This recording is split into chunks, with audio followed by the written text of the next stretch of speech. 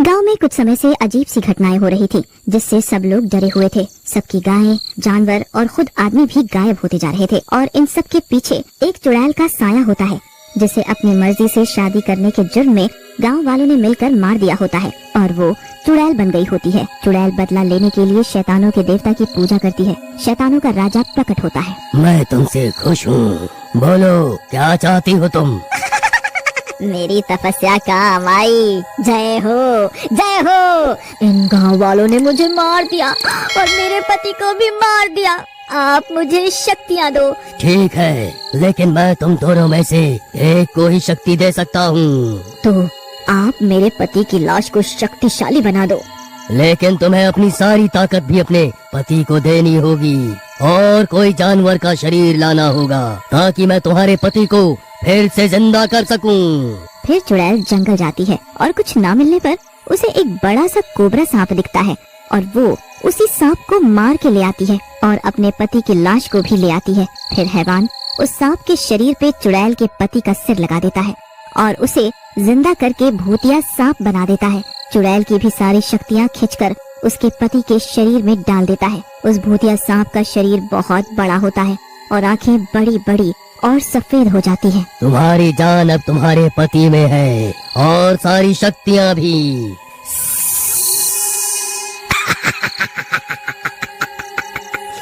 प्रीतम, मैं इन गांव वालों को नहीं छोड़ूंगा। फिर वो भूतिया सांप जंगल में नदी के किनारे बैठ जाता है और चुड़ैल उसके शरीर को पेड़ और घास फूस से ढक देती है और सांप बड़ा सा मुंह खोलकर बैठ जाता है, जिससे कि देखने वाले को वो एक गुफा लगे। फिर चुड़ैल वहाँ से चली जाती है और छुप जाती है। गांव में जानवरों और लोगों के गायब होने का सिलसिला शुरू हो जाता है। अरे मीरा, सोनू को स्कूल अकेले मत भेजना। अगली सुबह एक गांव वाला अपनी गायों को चराने के लिए जंगल में जाता है। अरे मेरी प्यारी गाय माता, जल्दी से चर लो, मैं लकड़ियाँ काट लेता हूँ, तब तक फिर यहाँ से चलते हैं, यहाँ पर खतरा है। फिर कुछ देर बाद एक गाय चरते चरते उसी गुफा के पास पहुँच जाती है, जो कि असल में गुफा नहीं, सांप का मुंह होता है। और जैसे ही अंदर जाती है, वो भूतिया कोबरा उसे अपनी जीभ में लपेटकर पेट के अंदर निगल लेता है। उधर हरिया अपनी एक गाय कम होने पर परेशान हो जाता है और बाकी गायों को लेकर रोता हुआ गांव जाता है। अरे हरिया भैया, क्या हुआ, क्यों रो रहे हो? अरे भाई क्या बताऊं, देखो ना, मेरी एक गाय गायब हो गई। अरे तुम जंगल गए ही क्यों? वहाँ खतरा है। भाई क्या करें, लकड़ियाँ, सब्जियाँ, फल और कई जरूरी सामान लेने जंगल कब तक नहीं जाएंगे हैं? फिर हरिया चला जाता है। तभी वहाँ सुंदर की पत्नी मीरा और बेटा सोनू आ जाते हैं। अरे सुनते हो? अरे सुनिए जी। क्या हुआ, क्यों गला फाड़ रही हो? जब देखो मेरे पीछे पीछे, मेरा पीछा करते हुए आ जाती हो। कभी मुझे भी चैन से जीने दिया करो। मेरा दिमाग मत खराब करो। एक तुम ही तो टाइगर श्रॉफ रह गए हो जो मैं तुम्हारे पीछे पीछे आऊँ। अरे यार, गुस्सा क्यों करती हो? अब बोलो बोलो, क्या हुआ? मैं आपको बुलाने आई थी, सरपंच जी ने सबको बुलाया है। फिर सब लोग सरपंच जी के घर पे जमा होते हैं। कोई भी अकेला जंगल की ओर नहीं जाएगा। जो जरूरत का सामान चाहिए होगा वो सब 8-10 लोग जाकर एक ही बार में ले आया करेंगे। हाँ सरपंच जी, हम झुंड में जाया करेंगे ताकि कोई समस्या ना हो। वहीं गांव के सब बच्चे खिड़की से बड़ों की बातें सुन रहे होते हैं और दुखी। अगले दिन सुंदर और हरिया सब बच्चों को स्कूल छोड़ने जाते हैं। चलो बच्चों, सब हाथ पकड़ लो एक दूसरे का और साथ में ही चलना। सब लोग एक दूसरे का हाथ पकड़ लेते हैं और स्कूल जाने लगते हैं। जंगल के रास्ते से होते हुए जा ही रहे होते हैं कि सोनू की नजर उस गुफा पर पड़ती है। अरे बाबा, वो गुफा कैसी है? हमारे गांव के जंगल में पहले तो ऐसी कोई गुफा नहीं थी। बस थोड़ा और आगे आ जाओ, अपनी लंबी जीभ से तुम सबको एक बार में ही खींच लूंगा। इतने सारे लोगों का काम तमाम, वो भी एक ही बार में। चुड़ैल जो कि पेड़ के पीछे छुपी होती है, कहती है, आओ आओ गाँव वालों आओ। तभी जैसे ही वो लोग थोड़ा आगे बढ़ते हैं।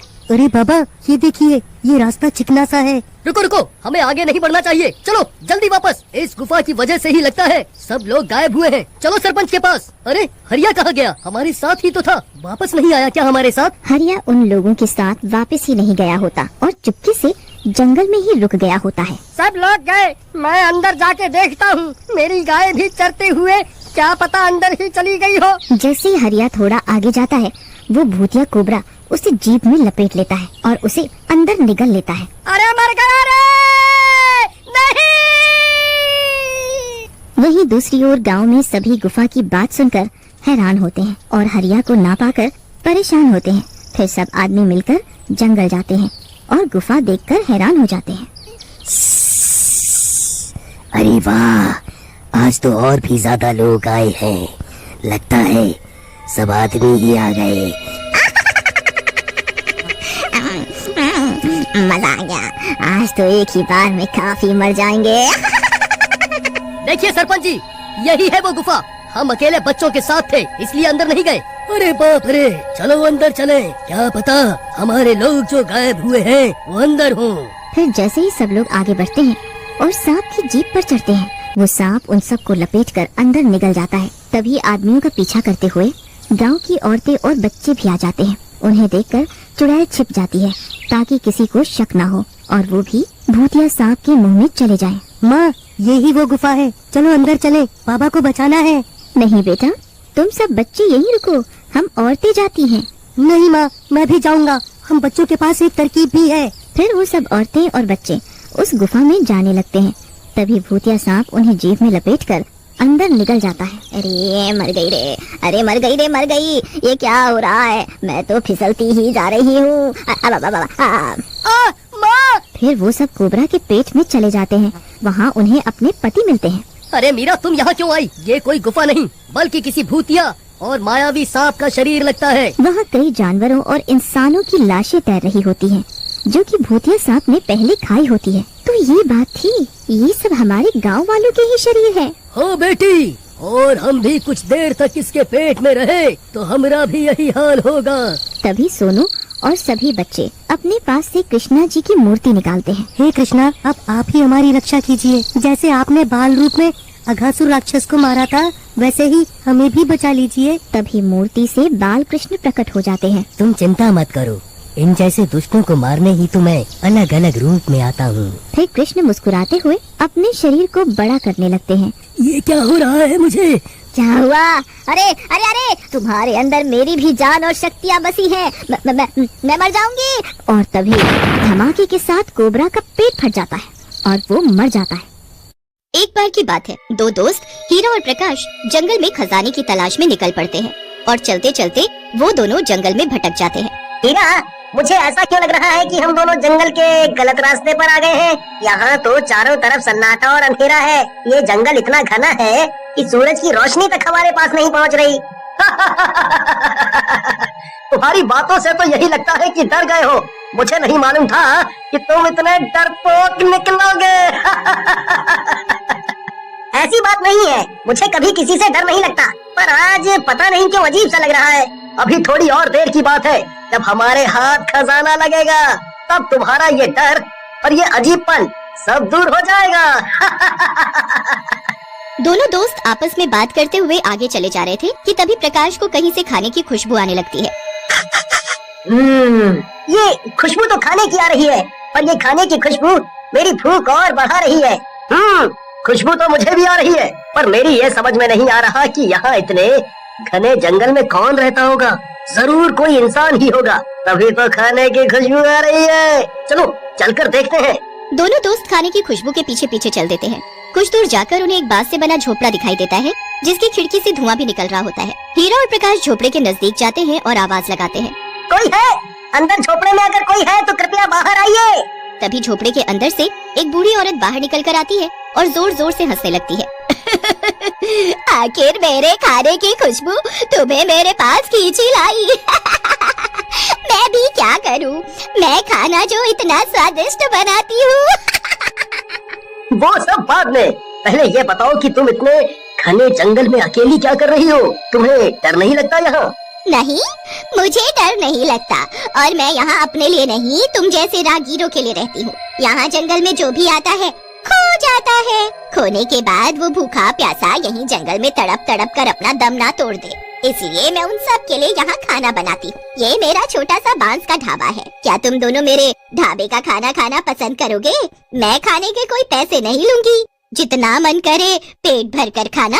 बूढ़ी औरत दोनों को अपने बांस से बने ढाबे के अंदर ले जाती है और उनके लिए खाना परोसती है। हीरा और प्रकाश को खाना बहुत स्वादिष्ट लगता है। काकी, आप खाना बहुत स्वादिष्ट बनाती हो। मेरा तो पेट भर गया पर मन नहीं, इसीलिए मैं तो और खाऊंगा। मैंने इतना स्वादिष्ट खाना पहले कभी नहीं खाया। दोनों दोस्त खाने में व्यस्त थे कि तभी खाते खाते उन दोनों के शरीर में कुछ अजीब सा होने लगता है। ये क्या हो रहा है? मुझे घुटन सी महसूस क्यों हो रही है? तभी बूढ़ी औरत चुड़ैल में बदल जाती है, दिखने में बहुत डरावनी। प्रकाश, ये कोई बूढ़ी काकी नहीं, ये तो कोई चुड़ैल है। मुझे पैसे नहीं चाहिए, मुझे कुछ और चाहिए। पूछोगे नहीं कि मुझे क्या चाहिए? हाँ, तुम्हें क्या चाहिए बताओ। हमारे पास जो है हम सब तुम्हें दे देंगे। और हाँ, हम इस जंगल में खजाना खोजने आए थे, वो भी हम तुम्हें दे देंगे मिलने पर। खजाना? मेरा ही खजाना मुझे देने चले हो? यहाँ कोई भी आता है मुझसे बचकर नहीं जाता। देखो जरा अपने आप को। तभी दोनों बहुत छोटे हो जाते हैं, बिल्कुल मक्खी के बराबर। ये तुमने हम दोनों का क्या कर दिया? हमें कीड़ा मकोड़ा क्यों बना दिया?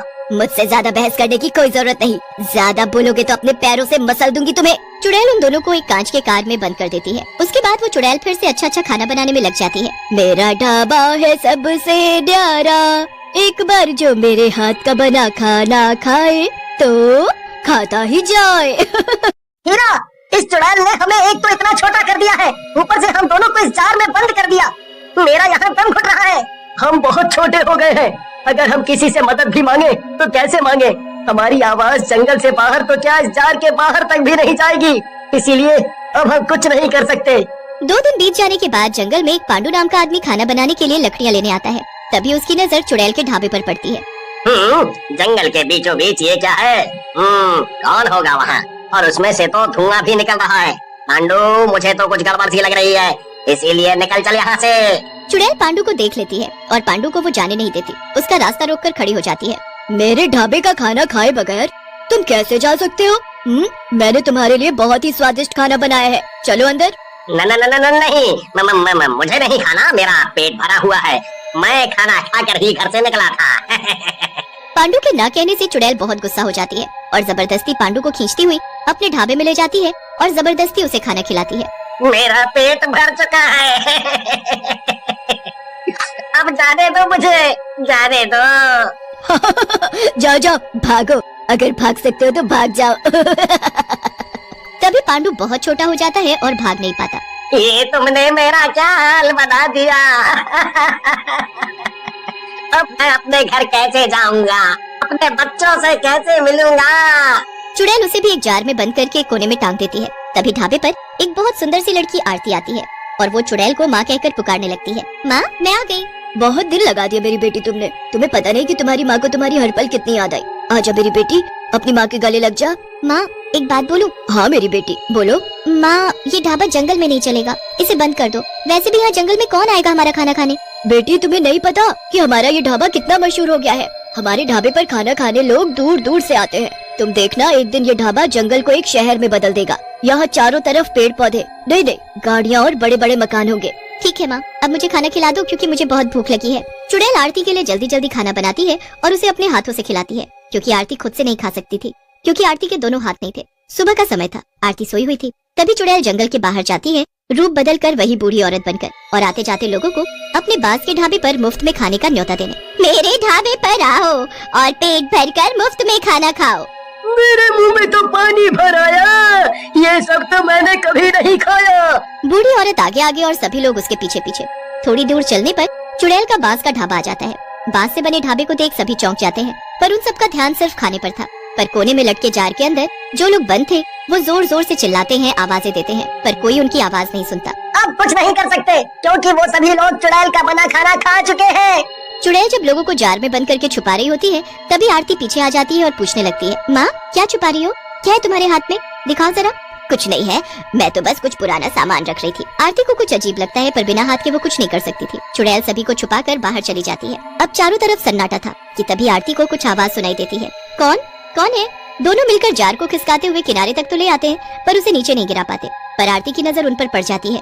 अरे ये सब क्या है? कौन हो तुम और यहाँ कैसे आए? हीरा इशारा करके जार को खोलने के लिए बोलता है, पर हाथ न होने की वजह से आरती जार को खोल नहीं पाती। अब आरती अपने मुंह से जार को खोल देती है। हीरा और प्रकाश चुड़ैल की हरकतों के बारे में सब बता देते हैं। तभी पीछे से चुड़ैल आ जाती है।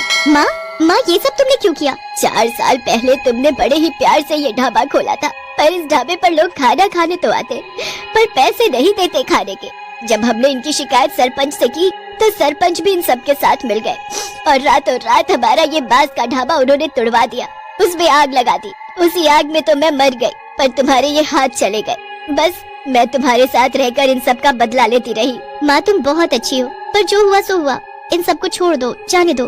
बेटी की बात मानकर चुड़ैल सभी को पहले जैसा कर देती है।